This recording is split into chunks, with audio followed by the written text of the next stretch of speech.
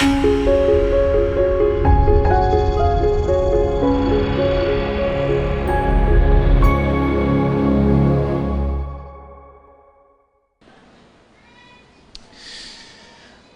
noite, irmãos e irmãs, na graça e na paz do nosso Senhor e Salvador Jesus Cristo. Quero agradecer o privilégio de poder estar aqui com os irmãos nesses dias. Obrigado, pastor Silvio, pelo convite. Obrigado pela distinção, pela oportunidade que o irmão me concede de falar a essa igreja e que sejam dias abençoadores para todos nós, em nome de Jesus. Que o Espírito Santo possa não só falar conosco, mas acima de tudo transformar a nossa vida, de modo que nós sejamos mais parecidos com Jesus e possamos servir ainda melhor o nosso Deus. Eu quero convidar você a abrir sua Bíblia comigo no Evangelho de João. Evangelho de João, 5º capítulo, 1º verso ao verso de número 13. Algum tempo depois, Jesus subiu a Jerusalém para uma festa dos judeus. Há em Jerusalém, perto da Porta das Ovelhas, um tanque, que em aramaico é chamado Betesda, tendo 5 entradas em volta. Ali costumava ficar grande número de pessoas doentes e inválidas, cegos, mancos e paralíticos. Eles esperavam um movimento nas águas, já que de vez em quando descia um anjo do Senhor e agitava as águas. O primeiro que entrasse no tanque, depois de agitadas as águas, era curado de qualquer doença que tivesse. Um dos que estavam ali era paralítico, fazia 38 anos. E quando o viu deitado e soube que ele vivia naquele estado tanto tempo, Jesus lhe perguntou: "Você quer ser curado?" Disse o paralítico: "Senhor, não tenho ninguém que me ajude a entrar no tanque quando a água é agitada. Enquanto estou tentando entrar, outro chega antes de mim." Então Jesus lhe disse: "Levante-se, pegue a sua maca e ande." Imediatamente o homem ficou curado, pegou a maca e começou a andar. Isso aconteceu num sábado, e por essa razão os judeus disseram ao homem que havia sido curado: "Hoje é sábado, não é permitido a você carregar a maca." Mas ele respondeu: "O homem que me curou me disse: pegue a sua maca e ande." Então lhe perguntaram: "Quem é esse homem que mandou você pegar a maca e andar?" O homem que fora curado não tinha ideia de quem era ele, pois Jesus havia desaparecido no meio da multidão. Até aqui, louvado seja o nome de Jesus pela palavra de Deus.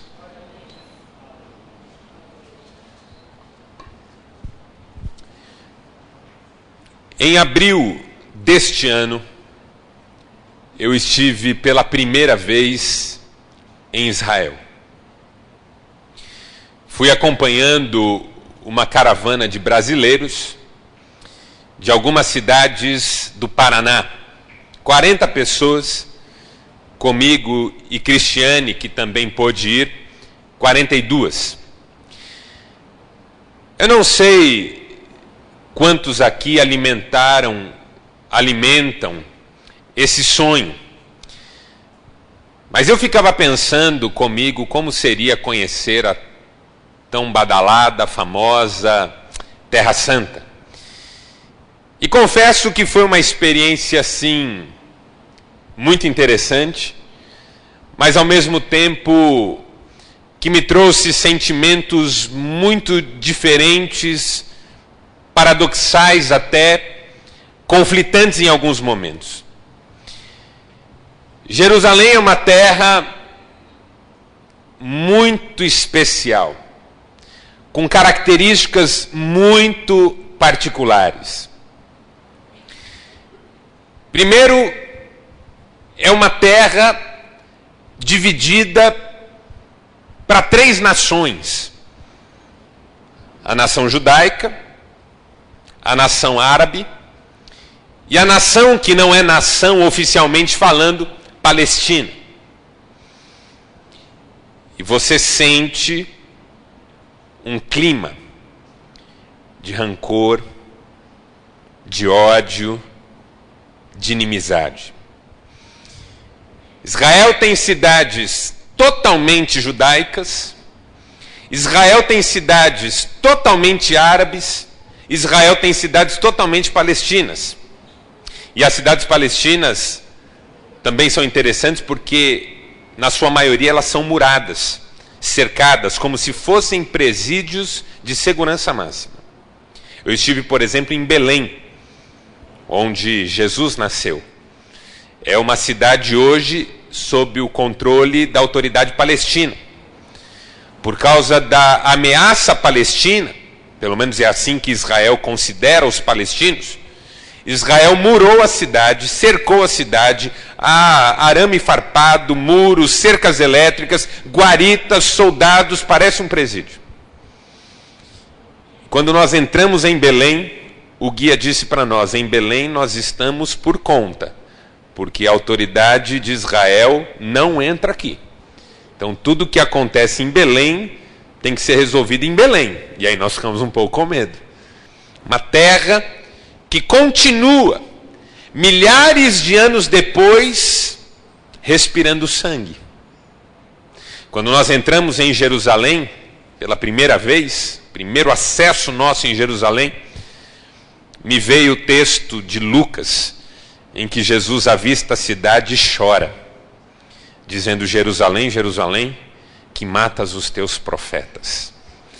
Lembrei da história de Jerusalém desde então, quanto sangue derramado naquele chão, quantas mortes, quanta violência, quanto ódio, quanto rancor, quanta mágoa. Estranho estar num lugar tão rico de imagens, de cenas, de histórias, de figuras que vão sendo construídas na nossa mente ao longo da nossa vida cristã, porque nós estamos familiarizados com todos aqueles nomes, com toda aquela geografia, pelo menos a partir dos textos bíblicos. E ao mesmo tempo perceber quão longe aquela terra ainda está de Deus. Uma terra marcada pelo ódio, pela violência, pelo comércio, porque o turismo religioso é uma mina de dinheiro, então você não consegue visitar um lugar sem ter alguém dizendo: compra isso, compra aquilo outro, compra aquilo outro. E eu, de um lado escondendo a carteira, do outro segurando a Cristiane. Calma lá, vamos lá. Que interessante. Agora, um ponto que me chamou muito a atenção foi a religiosidade latente, pulsante, vibrante de todo aquele lugar. Porque não são só 3 nações que estão presentes ali, mas também 3 grandes religiões. A religião judaica, o judaísmo, a religião cristã, principalmente por causa dos monumentos da cristandade que foram erigidos ali em cada lugar chamado sagrado, e a religião islâmica, o islamismo. As mesquitas estão por ali, as orações dos muçulmanos marcam as horas do dia.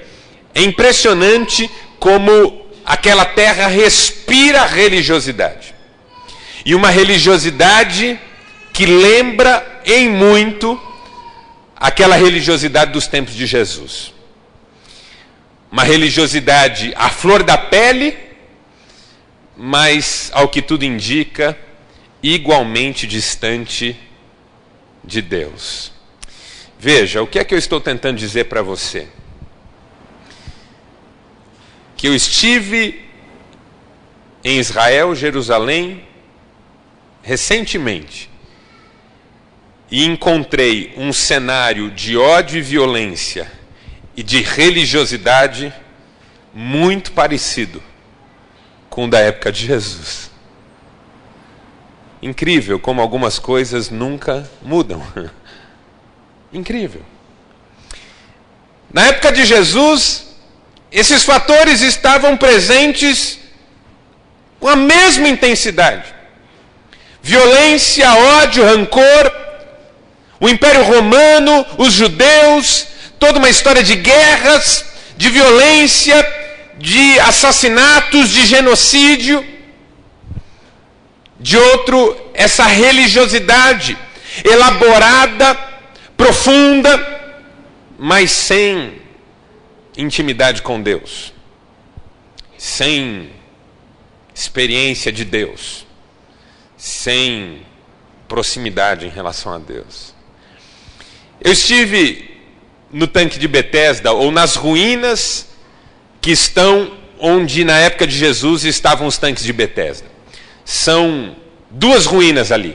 As ruínas dos tanques, que eram enormes. Esses 5 pavilhões que você vê na sua Bíblia são, na verdade, 5 coberturas. 4 fazendo a volta dos tanques e uma cortando pelo centro dos tanques. Estruturas gigantescas, profundas. As ruínas dos tanques ainda estão lá, só que sobre as ruínas dos tanques estão ruínas de um templo católico, e que depois foi destruído também com as invasões que se repetiram naquela região. Então, você chega nos tanques de Betesda, são ruínas em cima de ruínas, e não dá muito para você perceber como que era na época de Jesus. Em Jerusalém há um lugar onde há uma maquete da cidade na época de Jesus. E ali eu pude ver como eram especificamente os tanques de Betesda. Eram gigantescos, enormes. Só ficavam pequenos comparados ao antigo grande templo. E os tanques ficavam mais ou menos próximos ao antigo grande templo. Esse sim, descomunal, gigantesco. Mas os tanques já eram grandes em relação às casas, por exemplo, em relação às moradias, em relação às construções comuns de Jerusalém. E na época de Jesus, os tanques viviam lotados. Mas lotados de quê? De gente. Que tipo de gente? Gente doente. Acontece que em Israel, ao longo dos anos, foi disseminada uma notícia, uma informação, de que de quando em quando um anjo descia do céu, visitava os tanques de Betesda, movimentava as suas águas, e qualquer pessoa que entrasse nas águas recém-agitadas era curada. Imagine se uma notícia assim corre Montes Claros, por exemplo. Imagine que corra pela cidade a informação de que um determinado rio aqui da região, ou um determinado lago da região, ou a piscina de uma casa da região, vira lugar de visitação de anjo, e de quando em quando um anjo vem e agita as águas, e a primeira pessoa que entra nas águas fica curada de qualquer doença que tiver. Você não tenha dúvida que em pouco tempo o lugar estará cheio de gente, e principalmente cheio de gente doente, esperando ver esse fenômeno das águas agitadas e receber o seu benefício. Ocorre que, quando você estuda esse texto e essa informação, você descobre que há duas visões sobre isso. A primeira, estudiosos que dizem isso era uma crendice em Israel. As pessoas espalharam esse boato e as outras pessoas acreditaram nele. Mas há também quem diga, não, isso acontecia, porque o texto bíblico não diz que era uma crendice, mas diz que acontecia. Para nós isso não importa muito. Eu não tenho dificuldade nem de acreditar que era uma crendice, e nem de acreditar que isso acontecia.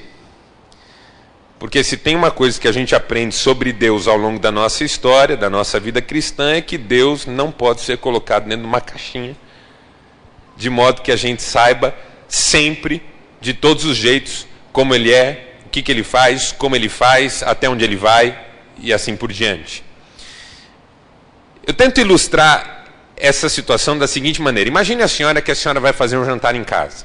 Imagine o senhor que sua esposa resolve fazer um jantar em casa. Para um grupo da igreja, umas 8 pessoas. É bastante gente. 8 pessoas comendo na faixa na sua casa. Aí a senhora, ou a sua esposa, decide fazer de tudo um pouco. Pensando que cada um dos 8 gosta de uma coisa diferente, a sua esposa ou a senhora decide fazer de tudo um pouco. Então a senhora decide fazer uma carne vermelha, filé mignon, ao molho madeira com champignon. Decide fazer também uma ave, um medalhão de frango enroladinho com bacon. Um peixe também, um filé de linguado com molho de alcaparra e amêndoa. Eu não jantei ainda, pastor, eu estou... arroz branco, um risoto de palmito, um creme de ervilhas para servir de entrada, saladas mais variadas, salada de legumes, saladas com folhas escuras e frutas, salada com folhas claras e outros legumes, uma maionese, batatas assadas com alho. Oh Deus, alguém me convida para esse jantar, por favor. Uma carninha de porco com molho barbecue. Vai bem também. E sobremesas, muitas sobremesas.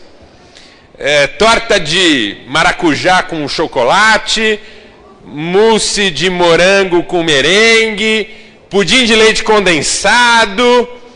Pensa numa mesa farta. Esse é o jantar que a senhora vai fazer para o pastor que veio de fora. Vai que eu estou profetizando aqui.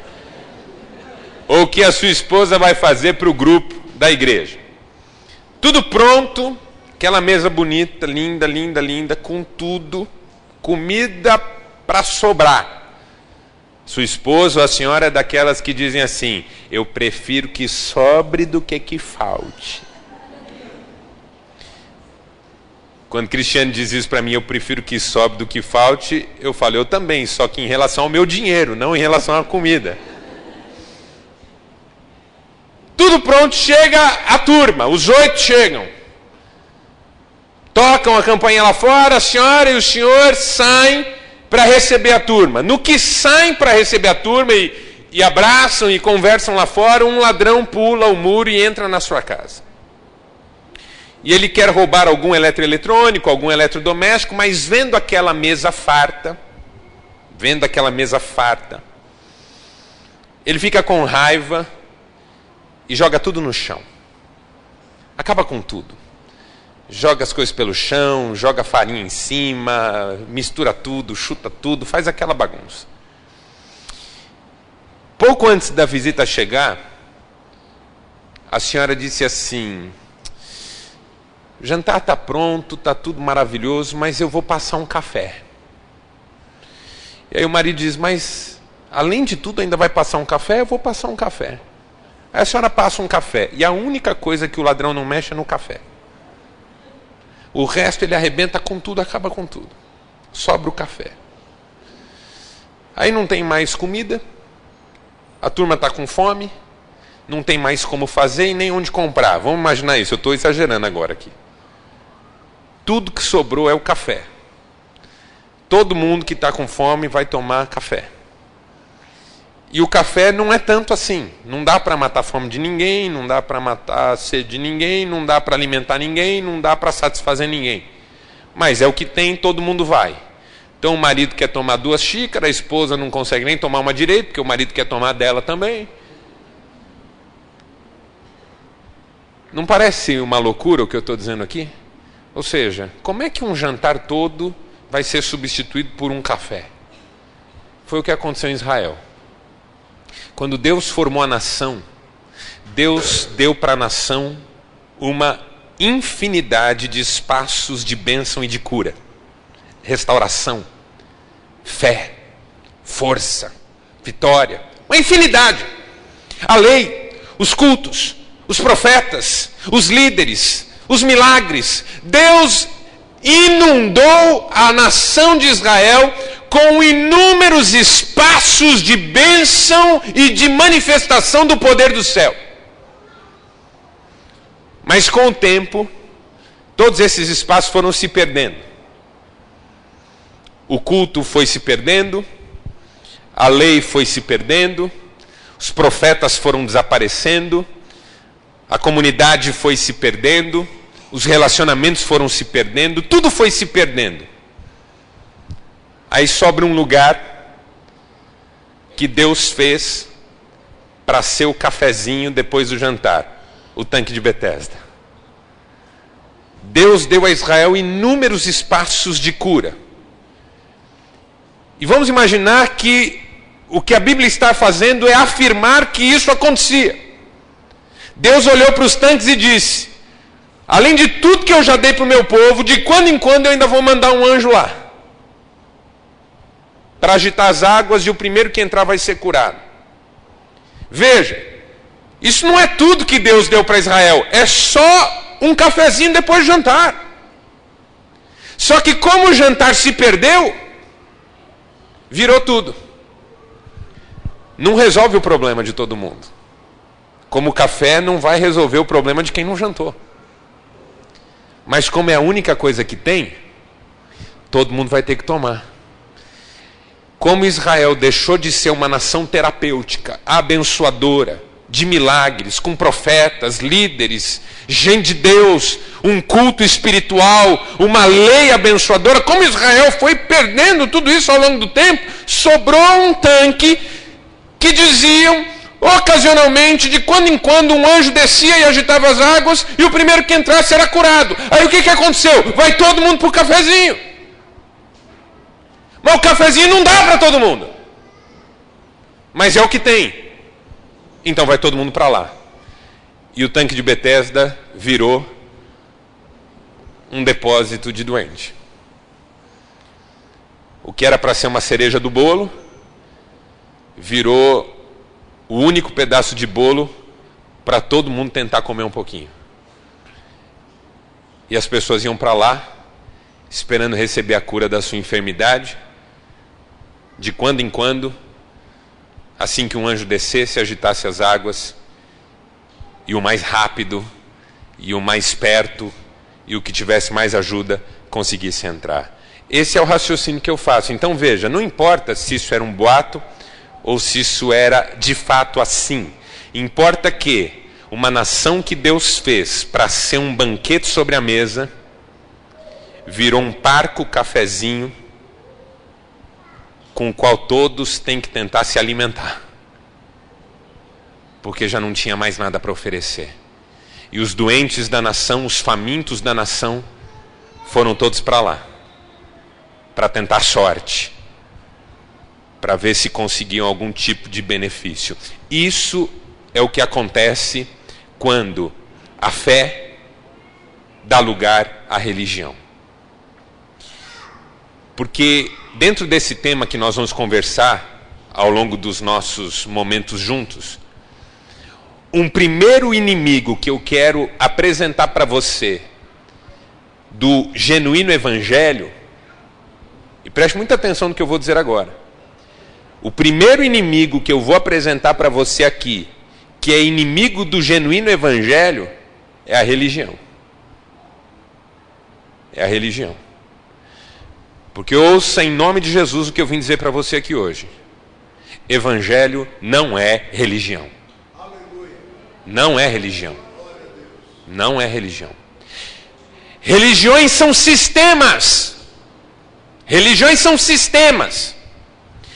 Sociólogo Otto Maduro, estudioso da fenomenologia da religião, definiu religião do seguinte modo: religião é um sistema de crenças e práticas cujo objetivo é atender às exigências divinas para que o divino atenda às expectativas humanas. Eu vou repetir. Religião é um sistema de crenças e práticas cujo objetivo é atender às exigências divinas para que o divino atenda às expectativas humanas. Então a mente religiosa parte do seguinte pressuposto: se há um Deus, ele deve querer alguma coisa para me abençoar. Se eu descobrir o que ele quer para me abençoar e der para ele, ele vai me dar o que eu quero. Esse é o raciocínio religioso. O antigo queria colher depois de ter semeado. Então ele ficava tentando descobrir o que é que poderia agradar a divindade da colheita, para oferecer para a divindade da colheita um sacrifício antes da colheita chegar, para que a divindade não atrapalhasse a colheita e ainda abençoasse a colheita. Essa é a mentalidade religiosa, que nada tem a ver com o cristianismo. Sabe por quê? Aleluia. Porque no cristianismo, antes de você pensar nisso, Deus já te abençoou com toda sorte de bênçãos espirituais nas regiões celestiais em Cristo. Cristianismo não é religião, porque o cristianismo não é baseado num sistema de barganha. Cristianismo é baseado no amor de Deus, revelado de uma vez por todas na pessoa maravilhosa de Jesus Cristo, nosso Senhor e Salvador. Nós não cremos num sistema. Se eu fizer isso, a divindade vai ficar feliz e vai me facilitar a vida. Nós não cremos nisso. Nós cremos que o Deus do céu, Criador de todas as coisas, juiz de vivos e mortos, visitou a humanidade encarnado na pessoa de Jesus, que nasceu neste mundo, viveu nesse mundo, morreu numa cruz pelos nossos pecados, ressuscitou pela nossa justificação, e agora todo aquele que nele crê não perece, mas tem a vida eterna. Conseguem compreender a diferença entre um sistema de troca e a fé cristã? Nós não trocamos nada com Deus. Deus nos dá tudo de graça. Pela graça sois salvos, mediante a fé. Isso não vem de vós. É dom de Deus. Nada tem a ver com obras, para que ninguém se glorie. Se a palavra-chave da religião é mérito, a palavra-chave do cristianismo é graça. Na religião o mérito é importante, porque eu tenho que fazer exatamente como manda o protocolo, porque só se eu fizer exatamente como manda o protocolo, a divindade vai me abençoar. Porque a divindade é burocrática, é melindrosa. A divindade da religião é assim: se você não assinou todas as vias, não vai dar certo. Tempo atrás eu estava final de um culto na igreja que eu pastorei. Veio uma senhora e disse: pastor, ore por mim, eu estou com um problema que não se resolve, já faz tanto tempo e eu não acho solução, e eu já fiz tanta coisa e não soluciona, e pastor, por favor, ore. E no que ela estava falando ainda, uma outra colou ali do lado, sabe, que fica ouvindo, e fez uma pergunta: viu, escuta, você tem orado em nome de Jesus? Ela falou: tenho. Aí ela falou assim: então experimenta orar no sangue de Jesus. Falei: fora daqui! Que igreja que a senhora é? Ela falou: da sua. Da minha não! Sai! Isso não é membro, isso é encosto. Que isso? É da religião a ideia de que Deus não me abençoou porque alguma coisa faltou. Era para ter sacrificado uma virgem. Eu acho que essa moça que nós sacrificamos não era virgem, não. Na religião, se eu não fizer ipsis literis o que está determinado, vai interferir na bênção que eu estou buscando. Na fé, Deus é pai. De modo que um filho não sabe como pedir, mas ele pede. E o pai entende, porque é pai. E dá porque ama. E às vezes, porque ama, também não dá. Você sabe disso. Seu menino adolescente, senhora que tem filho adolescente, senhora está bem de grana, Lojinha lá está vendendo pra caramba. Aí a senhora diz para o menino: filho, você é um filho bacana, mamãe ama você, mamãe está a fim de gastar no seu aniversário. Pode pedir, o que você quer, filho? O que você quiser, mamãe vai dar. Aí o filho pensa: já sei, mamãe. O que, filho? Eu quero um 38.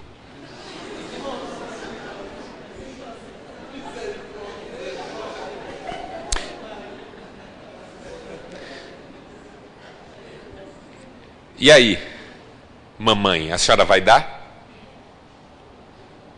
Ou vai dar uma bela palmada antes que a lei pegue? Porque quem ama está disposto a dar tudo, mas também está disposto a negar o que preciso for, em nome do amor. Quem ama diz não. Na religião, se eu cumprir o protocolo, Deus não pode me dizer não. Eu fiz tudo certo.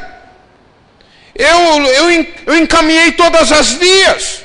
Eu consegui todos os carimbos. Eu dei todos os passos. Eu fiz todos os dias da oração. Eu dei conta. E aí? Essa é a mente religiosa. A mente cristã é: seja feita a tua vontade e não a minha, porque a minha é que esse meu vizinho seja fulminado agora, mas a tua é que eu o ame e ore por ele e até dê a outra face para ele bater depois que ele bater na primeira. Seja feita a tua vontade e não a minha. Então veja, religião é sistema, cristianismo é relacionamento. Na religião eu quero saber quais são os métodos, no cristianismo eu quero saber quem é Deus. Na religião eu quero desenvolver a maior quantidade de méritos, no cristianismo eu sou o que sou, como diria Paulo, pela graça. Então é totalmente diferente. Só que em Israel, a fé de Abraão, Paulo diz: Abraão creu em Deus e isso lhe foi imputado por justiça e foi chamado amigo de Deus. Essa fé deu lugar à religião, a ponto de Jesus dizer assim: esse povo me honra com os lábios, mas o seu coração está longe de mim. Veja, quem é o que honra com os lábios e mantém o coração longe? É o religioso, não é o ateu. O ateu nega com os lábios e às vezes está com o coração tão perto. Falta isso para ser tocado. Ele é ateu do tanto que ele quer que Deus se revele para ele. Então ele fala: eu não creio, e olha assim como quem diz: vamos lá, é agora. Não, Deus não existe. Existe nada. Que história é essa de Deus? Mas o religioso diz de boca cheia: Deus existe. Mas no seu coração Deus não tem morada. O que é que aconteceu na história do povo de Deus? A fé bonita dos pais, dos profetas, de gente como Davi, de gente como Daniel, de gente como Isaías e Jeremias, deu lugar à religião de gente como os fariseus, de gente como os saduceus, de gente como os escribas. E os espaços de cura e bênção e libertação foram tão reduzidos, que o que quer que Betesda fosse, um lugar onde um anjo realmente ia, ou só a fonte de um boato, estava assim de gente. Porque essa é a primeira consequência, preste muita atenção, por favor. Essa é a primeira consequência de quando a fé dá lugar à religião, ou quando a religião substitui o espaço da fé. Betesda vira espaço de concentração de males. Talvez você esteja se perguntando, pastor, o que é que isso tem a ver conosco? Eu vou chegar lá. Pense em Betesda. Milhares e milhares de doentes. Não faz sentido. Porque se Betesda era um lugar de cura, não deveria haver doentes. Mas como a cura em Betesda, se existia, era ocasional, espaçada, de quando em quando, tem muito mais doente do que Betesda é capaz de curar. Então Betesda, que era para ser conhecido como um lugar de bênção, a palavra Betesda é uma junção de duas palavras hebraicas, a palavra casa e a palavra misericórdia. Então Betesda significaria, numa tradução mais literal, casa da misericórdia. Por isso que hospitais hoje em dia chamam-se santas casas de misericórdia. São inspirados em Betesda. Só que Betesda não era casa de misericórdia, era casa de miséria. A palavra misericórdia na língua latina também é uma junção de duas palavras. A palavra cardia, que vem de coração, e a palavra miséria. Coração na miséria. Misericórdia é quando o seu coração se deixa tocar pela miséria alheia. Em Betesda, ninguém se deixa tocar por ninguém. Cada um quer entrar na frente do outro. É um lugar de rivalidade, é um lugar de competição, é um lugar de inveja, é um lugar de sofrimento isolado, é um lugar onde as pessoas depositam seus doentes e somem. Alguns estudiosos dizem que Betesda cheirava mal.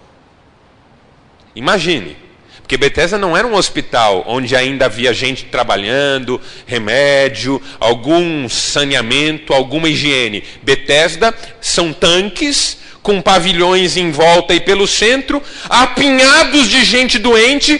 Ocasionalmente um morria lá e só quando fedia é que alguém falava, está morto. Sabe como alguns asilos em que as pessoas abandonam seus idosos e desaparecem? Ou crianças que vão para um orfanato e a sociedade finge que elas não existem? Betesda era um lugar onde se abandonava doentes. Fica aí, vai que um dia.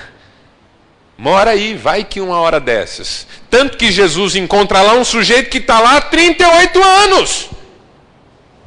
Se fosse um lugar de cura, esse sujeito não estava mais lá, mas não, era lugar de enfermidade. Betesda virou lugar de concentração de males, porque a nação deixou de ser uma nação de fé e virou uma nação de religião. Quando uma igreja deixa de ser lugar de fé e vira lugar de religião, vira espaço de concentração de males.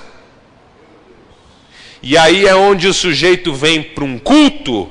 Veja, eu sei. Veja, por favor, eu sei que isso não acontece aqui em Montes Claros. Eu sei disso. Mas acontece em outras cidades de Minas Gerais. Acontece lá onde eu moro. A pessoa vem para um culto. E lá no íntimo dela, ela não está motivada pelo desejo de adorar a Deus. Mas está motivada pela expectativa de ter um problema seu resolvido. E aí ela vem e ela cumprimenta todo mundo com a paz do Senhor. E ela ergue a mão na hora da música. E ela ouve com atenção a mensagem, mas tudo que ela deseja é que ao final o problema dela esteja resolvido. E ela olha para o lado, ela não sabe o que a outra pessoa está pensando. Assim como a outra não sabe o que ela está pensando, mas a outra pessoa também está ali para ver se o problema dela é resolvido. Então um veio porque o casamento vai mal. O outro veio porque a grana está curta. O outro veio porque está doente. O outro veio porque o filho está com problema. O outro veio porque tem uma mãe internada. O outro veio porque o primo vai fazer cirurgia. O outro veio porque precisa arrumar namorada. O outro veio porque precisa largar a namorada. Mas cada um tem claro o que espera de Deus. E nem sempre cada um tem claro que Deus é maior do que tudo isso. E aí a gente tem aquelas nossas comunidades de fé, que de fé não tem mais nada, só religião, em que cada um tem o seu problema e cada um olha para o outro como um rival. Eu tenho que terminar o culto e falar com o pastor, espero que ninguém vá na minha frente.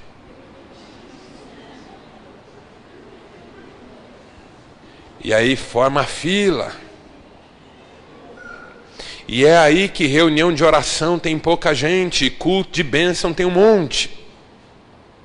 Essa é uma das características de uma geração religiosa.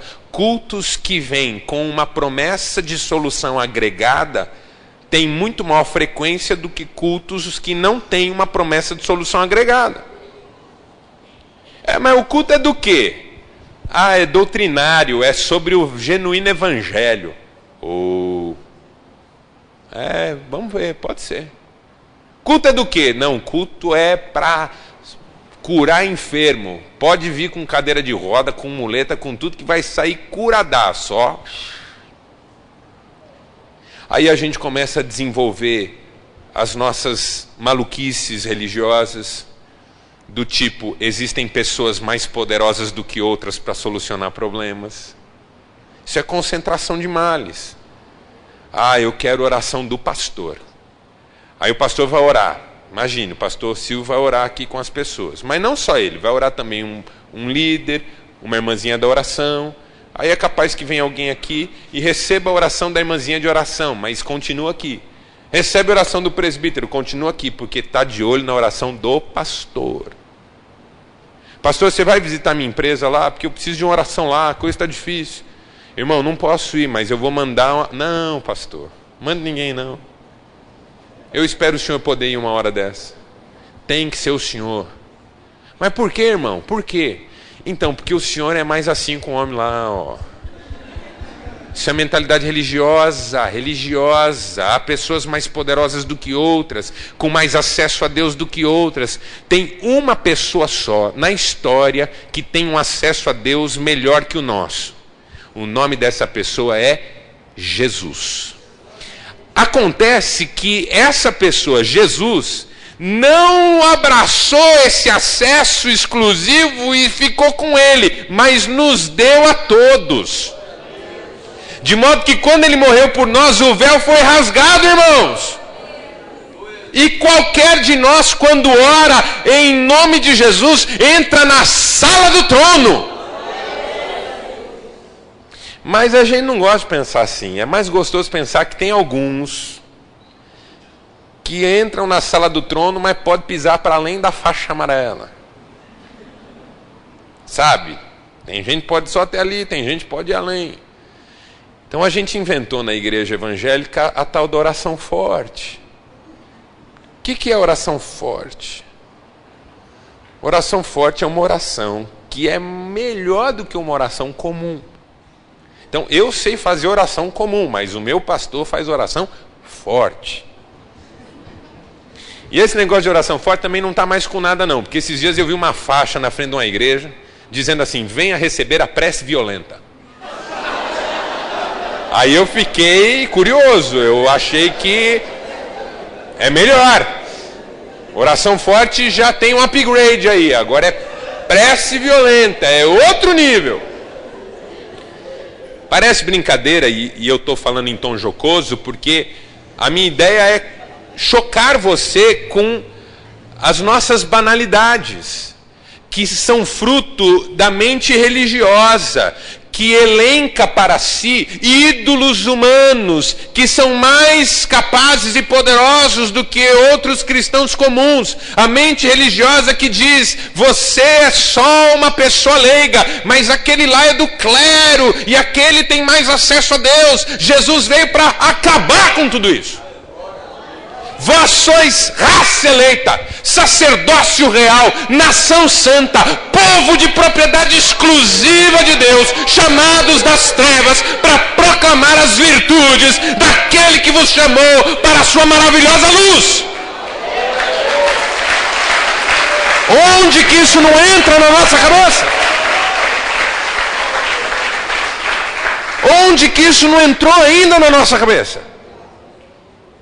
Não é possível que nós estejamos de novo num mundo cheio de gente do clero, cheio de espirituais acima da média, gente poderosa,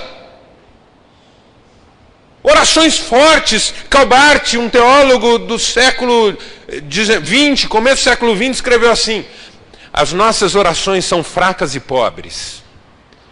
Isso está bem em sintonia com o apóstolo Paulo, que disse: nós nem sabemos orar como convém.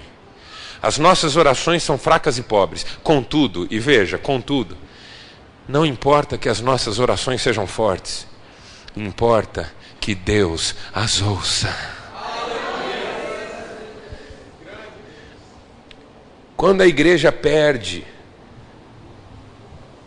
a sua capacidade de ser comunidade de fé, em que qualquer um pode orar com qualquer um e abençoar e ministrar cura e libertação, ela vira espaço de concentração de males, porque nenhum pastor dá conta de todo mundo. Eu não vim aqui defender pastor Silvio, nem nenhum pastor, mas dizer para você que é impossível que uma pessoa dê conta da vida espiritual de todas as outras, sejam elas quantas forem.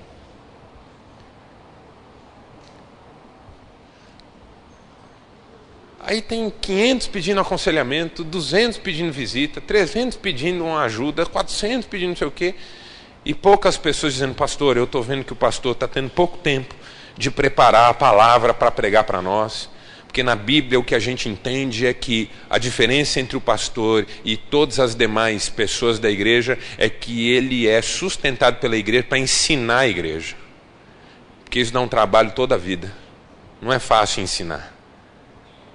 Então, Paulo diz assim: os que ensinam a palavra para vocês sejam dignos de dobrados honorários.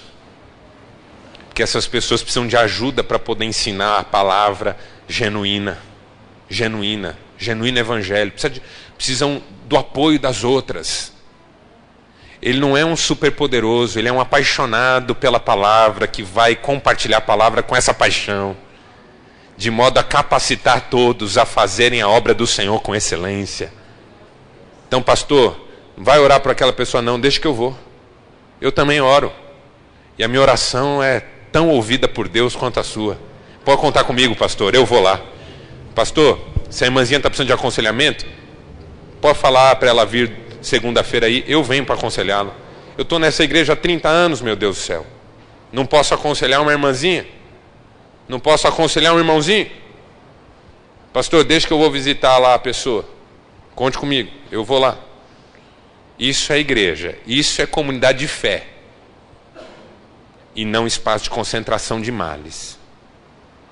Espaço de concentração de males é onde cada um tem o seu problema e cada um quer resolver o seu problema.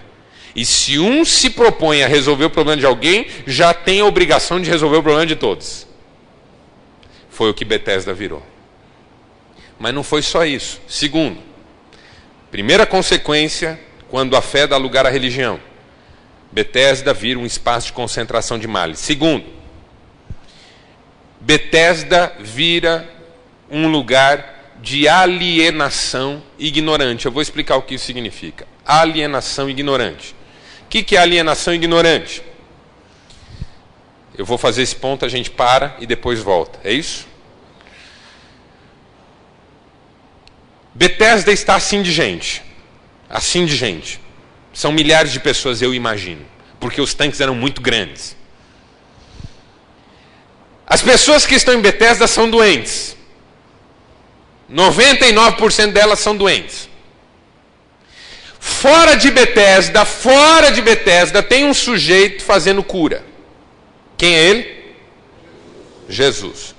Ele cura leprosos, ele cura paralíticos, ele cura cegos, ele cura coxos, ele cura surdos, ele cura todo tipo de gente.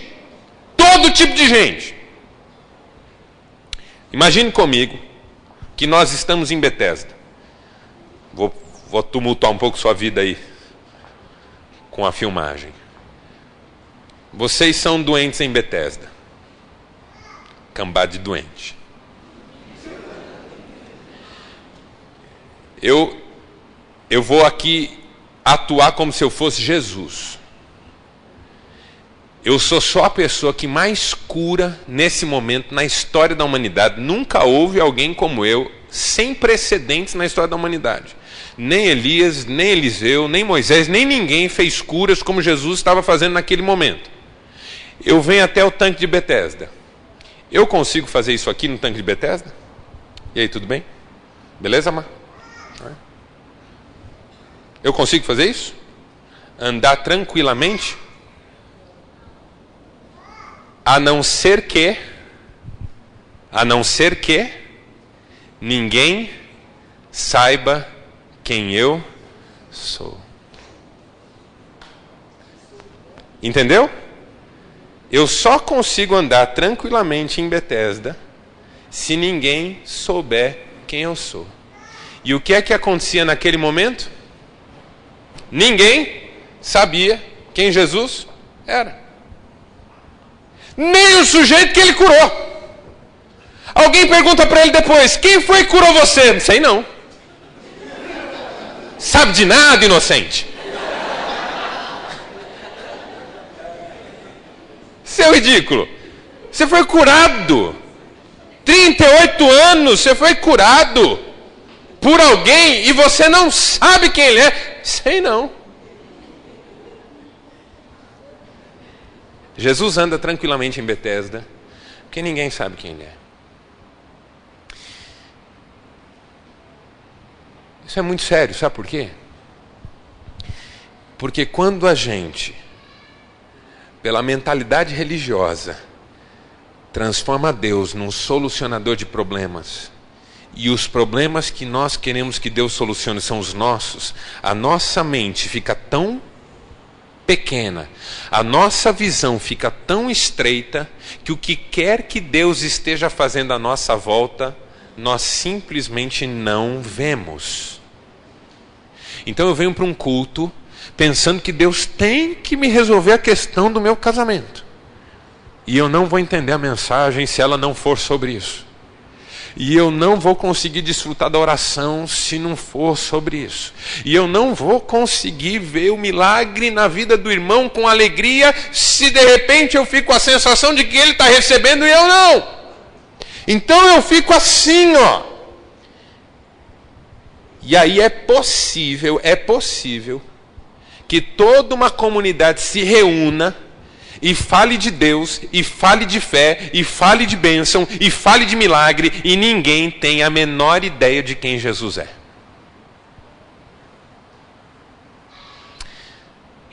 Qualquer semelhança com a nossa época é mera coincidência. A pergunta não é se você sabe o que é que você precisa que Deus faça por você. A pergunta é se você sabe quem é Deus. Porque o que quer que Deus possa fazer por você é só um detalhe diante da grandeza do ser dele, de quem ele é. Eu não vim aqui para ter um problema resolvido, eu vim aqui para conhecer-te. Conhecer-te. E eu sei que conhecendo-te, desfrutarei de tantas bênçãos tuas. Tenho certeza que muita coisa na minha vida será resolvida. Mas, em primeiro lugar, eu quero te conhecer. Eu sei que quando eu e meu marido, eu e minha esposa te conhecermos, nosso casamento vai ser uma bênção. Quando meu filho te conhecer, a vida dele vai ser uma bênção. Quando a nossa casa te conhecer, a nossa casa vai ser uma bênção. O profeta Oséias já dizia isso lá no Antigo Testamento. O meu povo é destruído porque lhe falta conhecimento. Não é porque lhe falta fé. Não é porque lhe falta oração. Não é porque lhe falta campanha. Não é porque lhe falta culto. Isso nunca faltou em nenhum momento da história. Mas falta conhecimento. Jesus disse para aquela mulher: se você soubesse quem é que fala com você, se você soubesse quem é que fala com você, você pediria a água viva. Aí ela diz assim: então me dá essa água para eu não precisar mais vir no poço. Percebem a mentalidade religiosa e a mentalidade cristã? A mentalidade religiosa pergunta: o que é que Deus pode fazer por mim? Ah, Deus pode fazer isso. O que é que Ele quer em troca? Deus quer isso em troca. A gente nem pergunta por quê. Na mentalidade religiosa a gente não pergunta nem por quê. Por exemplo, quando eu era pequeno, eu tinha uma tia muito religiosa. E ela um dia me viu procurando alguma coisa. E aí ela disse: o que você está procurando? Ah, eu estou procurando um brinquedo que eu não acho. Aí ela me disse assim, ó: peça para São Longuinho. Aí eu disse: quem é São Longuinho? Aí ela disse: é um sujeito que ajuda a gente a achar coisas. Aí eu, criança, falei: ô São Longuinho, dá uma força aí. Aí ela falou: só que quando você achar,